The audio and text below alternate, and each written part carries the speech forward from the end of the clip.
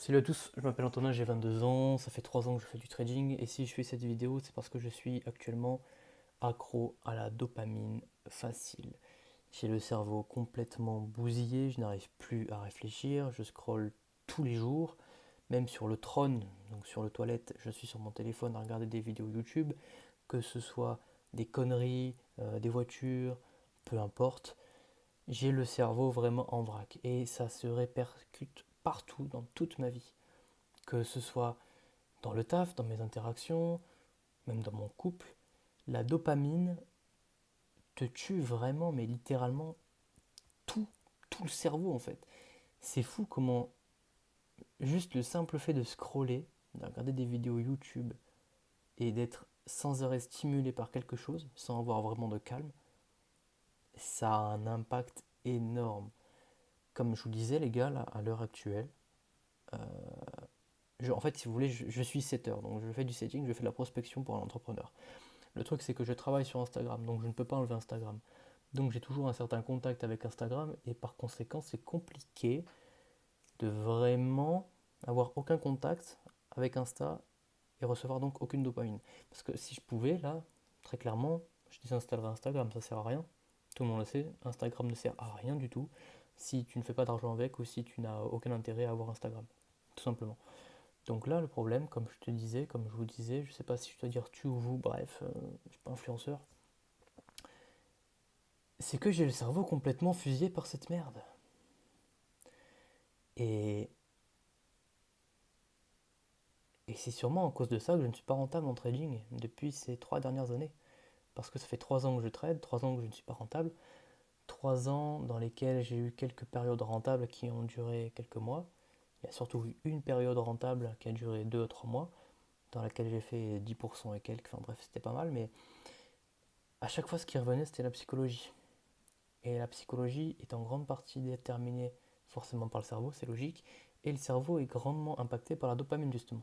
Et à chaque fois, enfin moi j'ai toujours été accro à la dopamine, hein, en soi j'ai toujours scrollé, j'ai toujours fait ce genre de choses, et je me dis mais mec, mais en fait ça fait 3 ans que tu fais la même chose, 3 ans que tu penses que ça va changer, 3 ans que tu penses que parce que tu travailles, que tu backtestes, tu fais ta prise de notes en trading, ça va changer du jour au lendemain, alors qu'en fait tout ça c'est de la merde, t'as juste à changer d'abord ta personne et ensuite le trading ça suivra.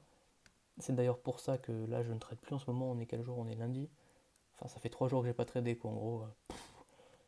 Juste ça, 3 jours que je n'ai pas tradé et pour moi ça me paraît énorme.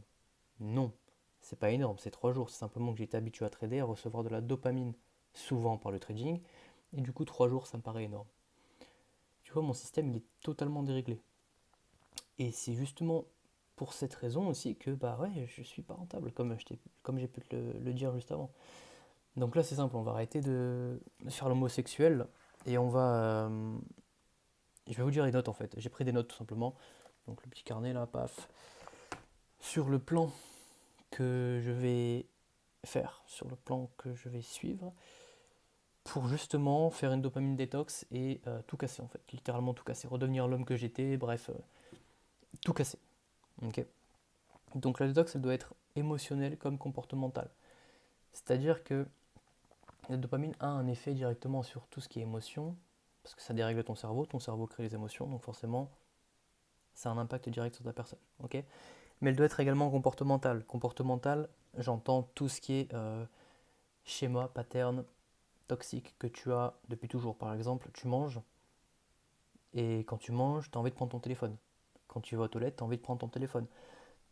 Tous ces petits Toutes ces petites actions, pardon, ce sont des schémas et des patterns qu'il va falloir dégager. C'est-à-dire que quand tu vas aller faire pipi, par exemple, que tu auras envie de prendre ton téléphone, et ben là, je vais me dire, ok, mec, là, le pattern, c'est quoi? Le pattern, c'est, ok, tu vas prendre ton téléphone, tu vas aller aux toilettes, ça va durer 30 minutes au lieu de 2 minutes.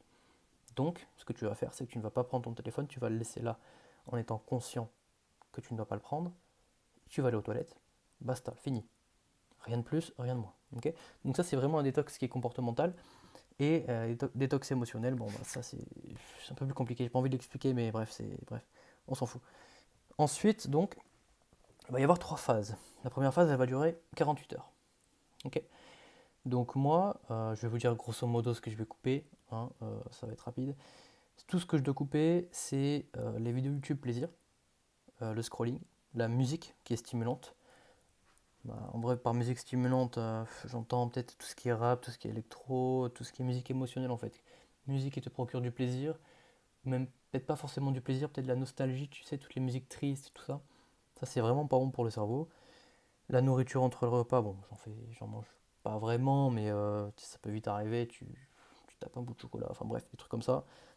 Surtout le sucre, quoi, en gros. Checker mon téléphone en dehors des laps de temps que j'ai prédéfinis. Donc, c'est-à-dire que quand je vais dire, ok, là, de telle heure à telle heure, je fais mon setting, de telle heure à telle heure, je fais ma prise de notes en trading, je ne touche pas à mon téléphone. Si je le touche, forcément, j'aurai une stimulation, donc un shot de dopamine, et donc mon cerveau va encore se dérégler complètement. Parce que le but, là, justement, de cette dopamine détox, c'est de recalibrer mon cerveau, redevenir stable, et redevenir un homme, en fait. Ça y est, on n'est pas des gonzesses, hein. Euh, voilà, et donc pas de téléphone dans les situations classiques, comme manger, aller aux toilettes, etc. Même sous la douche, les gars, dites-vous, je regardais des vidéos, j'écoutais des podcasts, de la musique, enfin bref, on fait tous pareil dans tous les cas, mais du moins une grande majorité. Mais l'objectif, c'est pas de faire comme tout le monde, parce que sinon, tu auras les résultats de tout le monde. Donc au final, on s'en fout des gens. Mes parents, à chaque fois, en primaire, ils me disaient, mais Antonin, mais ok, ta classe, elle a une note de merde, mais on s'en fout des autres. Et ils ont raison, ils ont raison. Je ne suis pas les autres, je suis Antonin. Et c'est une fierté déjà d'être moi.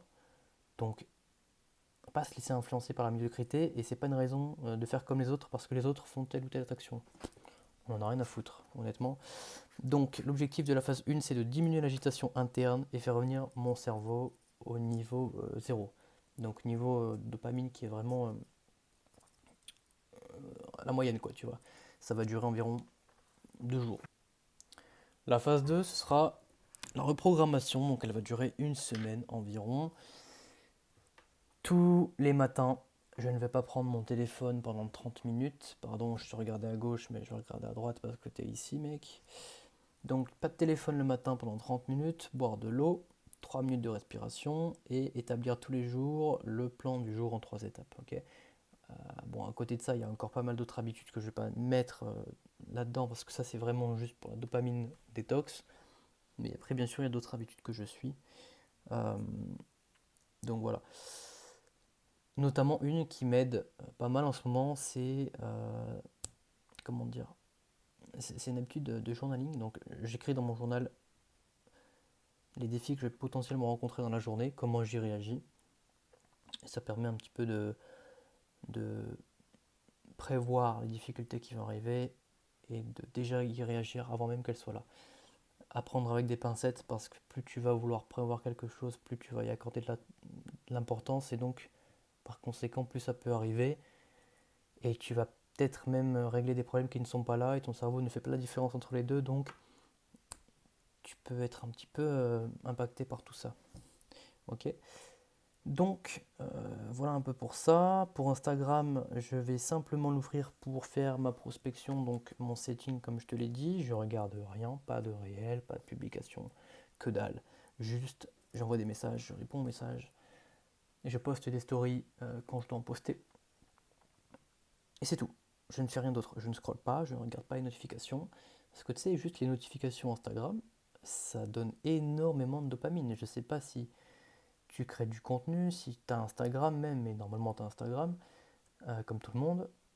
Mais par exemple, si tu n'es pas habitué à recevoir de l'attention sur les réseaux et que tu vois que quelqu'un a liké une de tes photos, une de tes stories ou quoi, mais ça va complètement te faire vriller mentalement. Moi j'ai l'habitude qu'on like mes stories, qu'on like mes publications, qu'on like tout ça, mais je sais que quand une publication réelle, une story est likée plus que d'habitude, mentalement, ça me fait un switch, tu vois. Et comme quoi, ça impacte vraiment. Ok. Donc bref, je vais juste sur Instagram pour prospecter et pas pour scroller, prendre de la dopamine. Enfin bref, t'as compris, même s'il y en aura forcément un petit peu, mais le but c'est vraiment de le réduire au maximum et c'est non négociable. Ok, surtout. Pour YouTube, c'est simple. Si je regarde une vidéo, je dois en tourner une. C'est une règle, elle est non négociable. Au moins, je me force à ne pas regarder de vidéos parce que si je regarde 5 vidéos, ça fait 5 vidéos YouTube. Et même si ça me fait plaisir de les faire, honnêtement, je n'ai pas le temps de tourner 5 vidéos YouTube par jour, tu vois. Donc, il en va de ma survie là pour l'instant. Ok. Donc, voilà pour la phase 2. Et la phase 3, c'est simple, c'est répéter toutes les actions pendant 30 jours et constater un vrai changement dans mon identité, tout simplement. Je sais pas si j'ai oublié quelque chose. Non, j'ai rien oublié en soi. Je vais essayer de documenter le défi tous les jours. Ça va pas durer longtemps, je pense que ça va durer 10 minutes par jour de raconter un petit peu la journée. Là, techniquement, je devrais commencer demain, mais je commence ce soir. Et ce soir, ça compte pas en termes de temps. En tous les cas, on s'en fout. C'est pour moi, c'est pas pour impressionner qui que ce soit. Mais